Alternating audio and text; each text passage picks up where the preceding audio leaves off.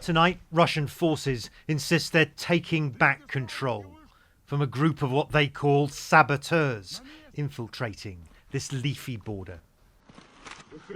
These images, purporting to show a Russian soldier detaining 3 of them, was broadcast on state media. Meet the anti-Kremlin Russians, now taking the fight back home. This is how we work, he says, amid a bold armoured raid across the Ukrainian border into Russia itself. CNN can't independently verify any of the images, but this entire column of vehicles was spotted crossing the frontier. Ukrainian forces insist it's not them, but exiled Russian groups fighting against the Kremlin. We are Russians, just like you. We want our children to grow up in peace and be free, so they can travel, study and be happy. But this is not possible in Putin's Russia. And the raid caught Russian border guards unawares. This one tried to be a hero, the narrator says, amid the scattered passports and a portrait of Vladimir Putin overlooking the carnage below. The border is now unlocked, says one of the fighters. Grandpa Putin will soon turn to honey, says the other. In other words, die. On Kremlin-controlled television, the presenters stood like statues as the day's events replay.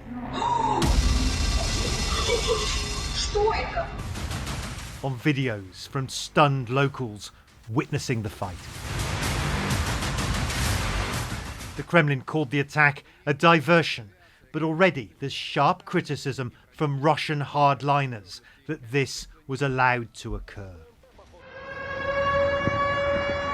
This Russian region right next to Ukraine is no stranger to cross-border attacks, but armed incursions like this are rare.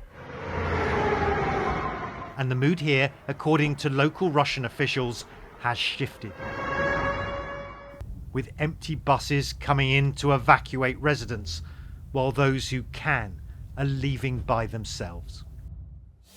Deputy Science Minister, has died after feeling ill on a plane on Saturday. That's according to the Ministry of Science and Higher Education. The Putin critic was part of a Russian delegation returning from a business trip to Cuba, and the plane made an emergency landing in southern Russia where doctors unsuccessfully tried to treat him.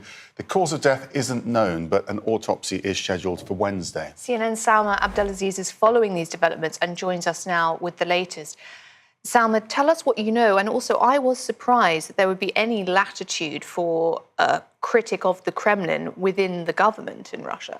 Well, throughout this conflict, there have been moments where we've heard from, I will give you the example of state-owned energy companies, where Lukoil, that's the one that I'm mentioning here, openly criticized the conflict in Ukraine. There have been moments, of course, especially at the beginning of this conflict, where there have been voices of dissent.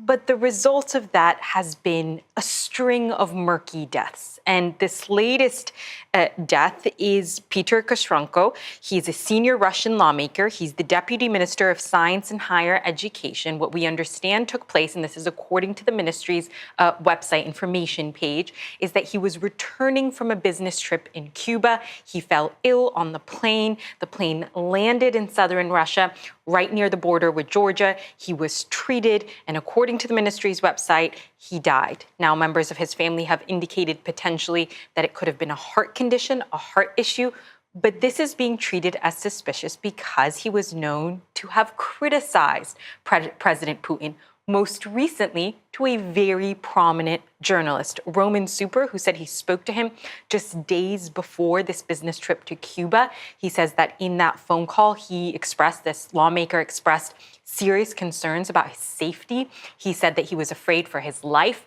He said that he was essentially a hostage of the Kremlin, that his passport was taken away, that he had no control of his movements. He said he was distressed and depressed, that he was taking tranquilizers and antidepressants.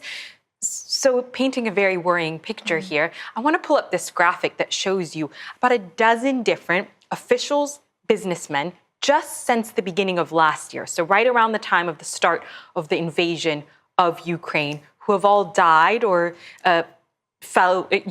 met their death in apparent suicides. I want to bring you the case of one of them, Raval Maganov. He died in September after falling out of the window of a hospital.